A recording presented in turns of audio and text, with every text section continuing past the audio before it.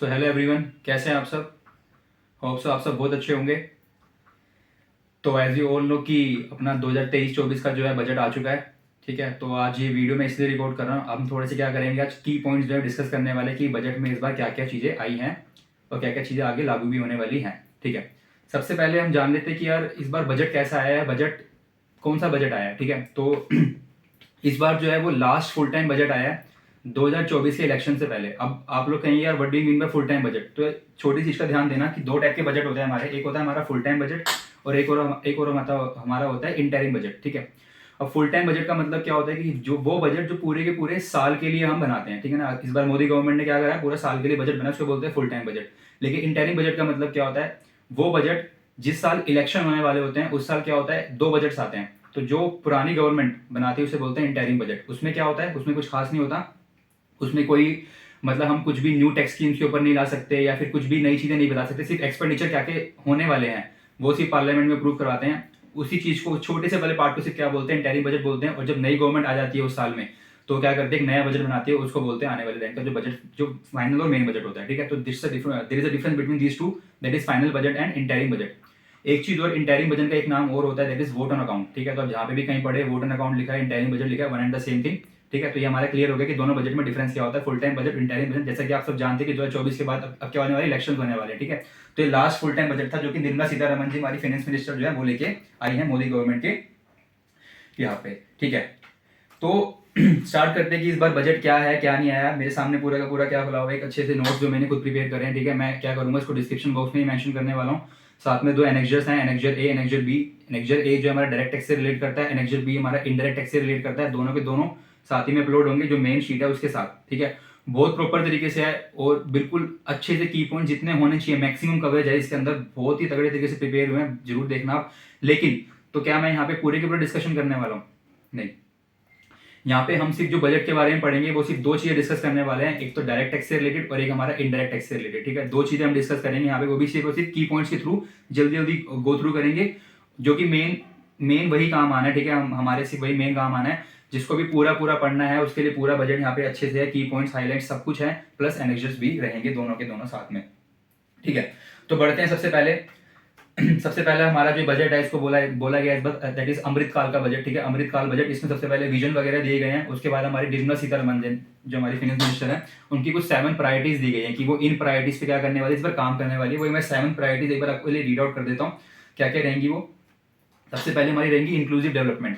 ठीक है ना, कि डेवलपमेंट कैसे करनी है उसके ऊपर। देन हमारा है रीचिंग द लास्ट माइल। ठीक है, देन हमारा है यूथ पावर, यूथ के लिए। फाइनेंशियल सेक्टर, ग्रीन ग्रोथ, बिल्कुल ऐसे क्लीन ग्रीन, यार बिल्कुल ग्रीन तो बहुत ज्यादा चल रहा है। ठीक है, ग्रीन ग्रोथ। अगला हमारा unleashing the potential and last हमारा इंफ्रास्ट्रक्चर एंड इन्वेस्टमेंट। ठीक है, ये 7 चीजें हमारी 7 प्रायोरिटीज रही हैं। इसके ऊपर बहुत ज्यादा प्रॉपर लिस्ट तैयार करी गई है, बहुत ज्यादा प्रायोरिटीज दी गई है इन सेक्टर्स को। इस बार बहुत ही अच्छे से मतलब दिल खोल के बांटा गया। ठीक है, बिल्कुल आप इसको रीड आउट करना आपको पता लग जाएगा। तो बिना टाइम वेस्ट करे अपन हम बढ़ते हैं अपनी मेन चीज के टूवर्ड्स, जैसे डायरेक्ट टैक्स और इनडायरेक्ट टैक्स के लिए।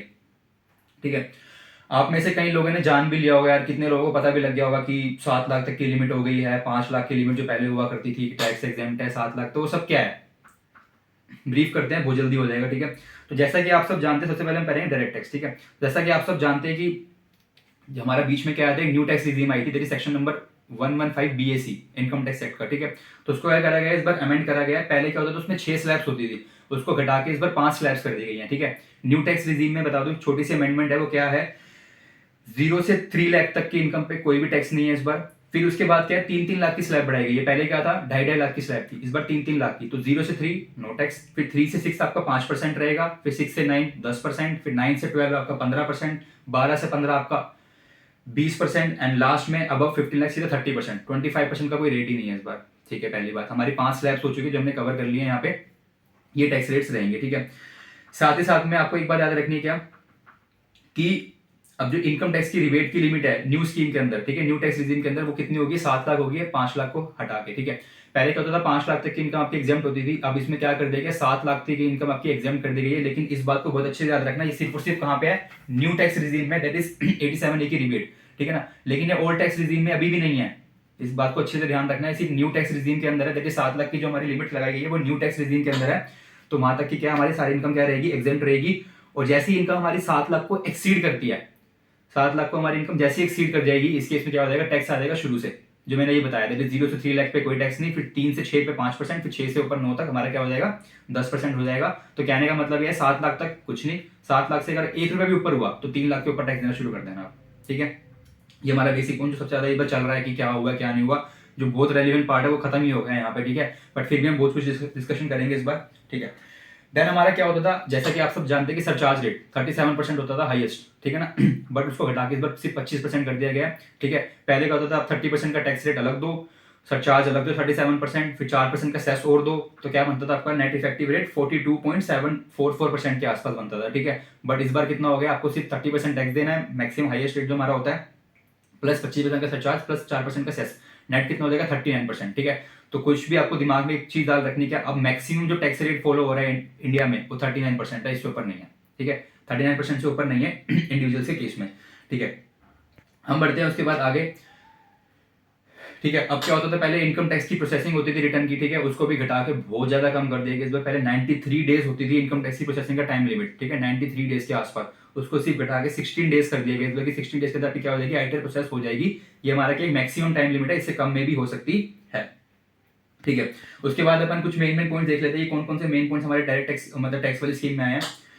तो इसमें आपको एक बात याद रखनी है, पहले क्या होता था कि बाय डिफॉल्ट हमारी ओल्ड टैक्स रिजीम रहती थी, ठीक है ना। उसमें क्या करते थे, न्यू टैक्स रिजीम के लिए 115 बीएससी के अंदर हम डिक्लेरेशन फाइल करते थे एम्प्लॉइज वगैरह की, हमें 115 बीएससी ऑप्ट करनी है, और एम्प्लॉयर हमारा उसी ब्याह पर टीडीएस काटे, उस रेट से क्लेम काटे, उस रेट से हमारा क्या करे, टीडीएस काटे। अगर इफ इन द केस हमने डिक्लेरेशन नहीं दी है तो हमारा ओल्ड टैक्स रिजीम क्या रहेगा, बाय डिफॉल्ट रहेगा, और हम आईटीआर के टाइम पे चेंज कर सकते हैं। बट इस बार क्या कर दिया, अमेंड करके न्यू टैक्स रिजीम, ठीक है, न्यू टैक्स रिजीम को बाय डिफॉल्ट बना दिया गया, ठीक है। अगर आपको ओल्ड में जाना है तो आपको इस बार आप डिक्लेरेशन देनी पड़ेगी ओल्ड के लिए। न्यू टैक्स रिजीम क्या है, बाय डिफॉल्ट है, ओल्ड क्या रहेगी आपको ऑप्ट करनी पड़ेगी, क्योंकि गवर्नमेंट का जो मेन मोटिव था न्यू टैक्स रिजीम लाने का कि मेन ज्यादा लोग इस पे जाएं, बट ऐसा नहीं हुआ, ठीक है, ऐसा नहीं हुआ, बहुत कम ही लोग न्यू टैक्स रिजीम पे गए, ठीक है। तो इस बार गवर्नमेंट ने क्या कर दिया, by default new tax regime को ही बना दिया, सबसे आगे चेंज करना था ओल्ड टैक्स रिजीम के थ्रू जा सकते हो, ठीक है।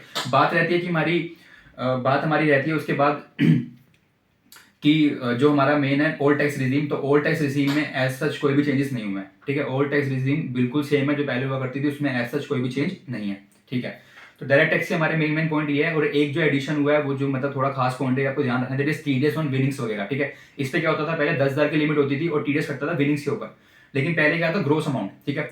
एग्जाम्पल लेते हैं, आपने 5,000 अर्न करे विनिंग से, 2,000 हार गए, फिर 5,000 अर्न करे, फिर 3,000 हार गए, ठीक है, फिर आपने 5,000 अर्न करे, तो देखा तो क्या होता था उसमें नेट नहीं देखते थे, वो देखते थे आपने जीते कितने हैं, 5 जीते, फिर 5 जीते, फिर 5, 15 हो गया, टीडीएस काट लो 10%, जो भी रेट है 30% काट लो, ठीक है। तो वो देखते थे सिर्फ ग्रोथ ग्रोथ ग्रोथ, हारा हुआ अमाउंट देखते ही नहीं थे। बट इस बार क्या करते हो, उस अमाउंट को नेट कर दिया, आपका जीता हुआ नेट, फिर हारा हुआ, फिर जीता, फिर नेट हारा, अगर वो लिमिट को एक्सीड कर दिया मिला के तो आपका टीडीएस कटेगा, अदरवाइज नहीं कटेगा। तो ये बहुत ज्यादा बेनिफिशियल हुआ जो लोग विनिंग्स वगैरह में डील करते हैं, लॉटरीज वगैरह में या फिर पजल्स गेम्स में, तो उनके लिए बहुत ज्यादा बेटर ये ऑप्शन है, ठीक है। तो मेन जो है हमारा मुद्दा यही था, डायरेक्ट जो हमारे डायरेक्ट टैक्स है उससे रिलेटेड, चाहे मैं स्लैब रेट को लेके बोलूँ जो 5 स्लैब रेट होगी, चाहे मैं 7 लाख की इनकम को लेके बोलूँ, सरचार्ज के रेट को लेके बोलूँ, ठीक है। साथ साथ में एक चीज और मैं एड ऑन कर देता हूँ जो कि है इंपॉर्टेंट, लीव एनकैशमेंट के रिगार्डिंग में, ठीक है। तो इसमें क्या कर दिया इन लोगों ने, लीव एनकैशमेंट की लिमिट जो पहले हुआ करती थी 3 लाख की मैक्सिमम, उसको 25 लाख कर दिया गया, ठीक है। 25 लाख की लिमिट कर दी गई। अब मैक्सिमम जो लीव एनकैशमेंट आपकी एग्जाम हो सकती है वो 25 लाख रुपए हो सकती है, पहले सिर्फ 3 लाख की लिमिट हुआ करती थी। तो ये वाली बात आपको ध्यान रखनी है, ठीक है। तो डायरेक्ट टैक्स के पॉइंट हमारे इतने ही जो मेन है की पॉइंट्स, इसके साथ ही में आपको पूरा डिटेल में जाना है तो एनेक्जर ए अटैच है, एनेक्जर ए में जाके पूरा प्रॉपर अच्छे से देख सकते हैं, इसके बारे में मिल जाएगा, ठीक है। तो अब अपन आते हैं किसके ऊपर, इनडायरेक्ट टैक्स के ऊपर। होप सो डायरेक्ट टैक्स समझ आ गया होगा, कोई खास इतना भी नहीं था, बहुत अच्छे से होगा। जो मेजर कवर होने चाहिए थे वो मैंने नहीं बता दिए हैं, फिर भी किसी को एक्स्ट्रा पढ़ना है तो उसके लिए क्या है, एनेक्जर्स अवेलेबल है, ठीक है। अब अपन बढ़ते हैं किसके टुवर्ड्स, इनडायरेक्ट टैक्स के लिए, ठीक है। इनडायरेक्ट टैक्स में क्या क्या आया इस बार, तो इंडायरेक्ट टैक्स में भी इंडायरेक्ट टैक्स के प्रपोजल्स भी बहुत ज्यादा अच्छे खासे हुए हैं, चाहे मैं कस्टम ड्यूटी को लेकर बात करूँ, चाहे मैं जीएसटी को लेकर बात करूँ, ठीक है। दोनों में बहुत ज्यादा खास चीजें आई हैं, बहुत ज्यादा रेट्स हमारे कस्टम ड्यूटी के कम हुए हैं। चाहे मैं एग्रीकल्चर प्रोड्यूस के ऊपर बात करूँ, मैं आपको 2-3 एग्जाम्पल दे देता हूँ कि कहाँ कहाँ पे क्या हुआ है, ठीक है। तो पहले अपन बात करते हैं किसी कस्टम ड्यूटी के रिगार्डिंग में। कस्टम ड्यूटी में क्या हुआ है, जैसे मैं बात करूँ तो बेसिक कस्टम ड्यूटी की जो लिमिट्स है वो कम हुई है, रेट जो है वो कम करे गए हैं, ठीक है। फॉर एग्जाम्पल एग्रीकल्चर प्रोडक्ट्स में हमारा आता है पीक एंड नट्स, ठीक है, उसमें पहले कितना होता था 100%, बट अब कितना होगा 30% घटा के कर देगा, ठीक है। तो ऐसे बहुत सारे रेट्स कुछ बड़े हैं कुछ कम हुए हैं, ठीक है। तो कस्टम में हमारा मेनली रेट्स को लेके हमारी जो है वो क्या आई है, अमेंडमेंट्स आई हैं, ज्यादा कुछ खास नहीं है, रेट्स को लेके हमारी रहेंगे, ठीक है। चाहे वो पीक एंड नट्स हैं, चाहे वो fish meal for manufacture of aquatic feed वगैरह, ये सब हमारे रहेंगे खास, ठीक है। तो कस्टम में ऐसा कुछ भी नहीं है, रेट्स को लेके ही है। अपन बढ़ते हैं इनडायरेक्ट टैक्स के सेकंड पार्ट के ऊपर, दैट इज जीएसटी। ठीक है, तो जीएसटी में बहुत अच्छा खासा हुआ है। ठीक है, जीएसटी में बहुत अच्छा खासा हुआ है, और जीएसटी के लिए भी एनेक्जर भी है, उसको फोर ज़्यादा डिटेल्स में जाना है वो एनेक्जर भी जाके देखे। बेसिक चीज़ें मैं यहाँ पे कवर कर देता हूँ। ठीक है, फॉर एग्जाम्पल कुछ चीज़ें हमारी क्या करी गई है, डीक्रिमिनलाइज की गई है। ठीक है ना, डीक्रिमिनलाइज का मतलब क्या होता है, कोई भी ऑफेंस को अब हम क्रिमिनल ट्रीट नहीं करेंगे, cease to be criminal offence. ठीक है, cease to be criminal offence को बोलते हैं डीक्रिमिनलाइज। ठीक है, फॉर एग्जाम्पल क्या होगा, प्रोसिक्यूशन की लिमिट बढ़ा दी गई है। ठीक है ना, पहले क्या होता था आपके अंदर जीएसटी में अगर आपने 1 करोड़ का अमाउंट से एक्सीड कर दिया, कोई भी फ्रॉड करा है, घपला वगैरह करा है, तो अगर 1 करोड़ का अमाउंट सीड होगा तो कोई प्रोसिक्यूशन लग जाएगा। लेकिन अब कितना कर दिया उसको बढ़ा के 2 करोड़ रुपए। ठीक है, 2 करोड़ रुपए कर दिया, लेकिन एक्सेप्ट कहाँ पे नहीं करा है, issuance of invoice without supply goods. ठीक है ना, अगर आपने क्या करना है, गुड्स सप्लाई करे बिना इशू कर दिया इनवॉइस। ठीक है, तो यहाँ पे भी लिमिट पुरानी वाली ही है, बाकी हर जगह लिमिट कितनी कर दी, 2 करोड़ कर दी गई है। ठीक है, अच्छा एक होती है कंपाउंडिंग फीस। ठीक है ना, इसमें क्या होता है, अगर आपको कोई भी ऑफेंस आपको कंपाउंड करवाना है, मतलब अगली बार नहीं करोगे, अभी कंपाउंड करा लो इस चीज को, तो उसमें क्या होता था, पहले आपकी बेसिक लिमिट होती थी 50% मिनिमम और maximum 150% of the tax amount. इतना आपको मिनिमम पे करना पड़ेगा, इतना मैक्सिमम को कंपाउंडिंग फीस पे करनी पड़ेगी। अब कितने घटा के इसको 25 से लेकर 100%। ठीक है, तो जो आपकी 50 वाली थी वो 25 पे आ गई है, और 150 वाली 100 पे आ गई है। ठीक है, तो मिनिमम अमाउंट कितना है, 25% और मैक्सिमम कितना, 100% of the tax amount compounding fees.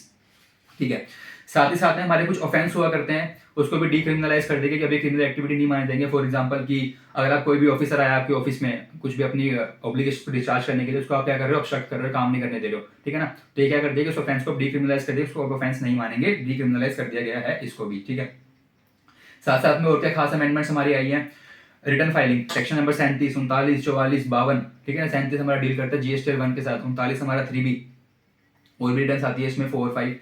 Then हमारा 44 डील करता है हमारी एनुअल रिटर्न के साथ, 52 टीसीएस की रिटर्न के डील करता है। ठीक है, तो इसमें क्या कर दिया गया, are being amended to restrict filing of return statements to a maximum period of 3 years from the due date of filing the relevant return statement. ठीक है, तो 3 साल का टाइम लिमिट यहाँ पे भी दिया गया है, आप लोगों को रेस्ट्रिक्ट कर दिया गया 3 साल के ऊपर। ठीक है, साथ ही साथ में आईटीसी के ऊपर भी कुछ आया है, देखिए 17(5) सीजीएसटी एक्ट का आप जानते हैं। ठीक है, तो 17(5) में क्या करा गया, 17(5) हमारा आईटीसी के साथ डील करता है, ब्लॉक क्रेडिट। ठीक है, तो उसमें एक अमेंडमेंट और करी गई है, सीएसआर एक्टिविटीज। ठीक है ना, अगर आपने सीएसआर एक्टिविटी कोई भी खर्चा करा है, उस पर जो इनपुट है वो ब्लॉक कर देगा। ठीक है, सीएसआर का मतलब होता है corporate social responsibility, section number 135 company 2030। ठीक है, देन हमारा और खास क्या हुआ आईडीटी के अंदर, तो हमारा प्लेस ऑफ सप्लाई को रिगार्डिंग लेके कुछ अमेंडमेंट्स आई हैं, जब हमारा सप्लायर ऑफ सर्विसेज और रेसिपिएंट ऑफ सर्विसेज जो है वो लोकेटेड इन इंडिया, दोनों के दोनों कहाँ पे लोकेटेड इन इंडिया। तो वहाँ पे क्या कर दिया गया, वहाँ पे section number 12 sub section number 8 होता है। ठीक है, उसके प्रोविजन को ओमिट कर दिया गया। ठीक है, तो उसमें क्या होगा, डेस्टिनेशन बेसिस सब कुछ होगा। ठीक है, तो हमारी मेन जो है वो मतलब जीएसटी के अंदर इतनी ही है, उसके अलावा कई सारी भी हैं। ठीक है, नो डाउट, बट उसके लिए एनेक्जर अटैच करा गया, एनेक्जर्स को आप अच्छे से क्या कर सकते हो, रेफर कर सकते हो। ठीक है, तो ऐसा नहीं है कि जो बजट आता है वो सिर्फ डीटी और आईडीटी के लिए आता है, उसमें बहुत सारी चीज़ें होती हैं, अलग अलग सेक्टर्स के लिए आता है, कुछ इंडस्ट्री स्पेसिफिक होते हैं। फॉर एग्जांपल एविएशन में हो गया, इलेक्ट्रिक व्हीकल्स के लिए हो गया, आईटी के लिए हो गया। ठीक है ना, रेलवे के लिए हो गया, सबके लिए अपना अपना बजट आता है। ठीक है, तो रेलिवेंट पार्ट हमारा की फीचर्स के अंदर कवर है, तो आप उससे देख सकते हो। तो 3 चीज़ें मैं अटैच करने वाला, मैं फिर से रिपीट कर रहा हूँ अपनी सेम चीज़। एक की features of budget 2023-24, annexure A relates to DT part direct tax, annexure B relates to IDT part that is indirect tax. इसके 2 पार्ट है अंदर, कस्टम और जीएसटी। ठीक है, रेफर कर सकते हो। तो बजट में खास इतना ही है इस बार। ठीक है, और अगर कोई भी दिक्कत परेशानी है, आप नीचे मैं अपना अगेन अपनी ईमेल आईडी मेंशन कर दूंगा। ठीक है, आप उसमें जाके आप कोई भी डाउट्स वगैरह होगा कुछ भी पूछ सकते हो वहाँ पे। ठीक है guys, so thank you so much, मिलते हैं दोबारा नई वीडियो के साथ। Thank you so much.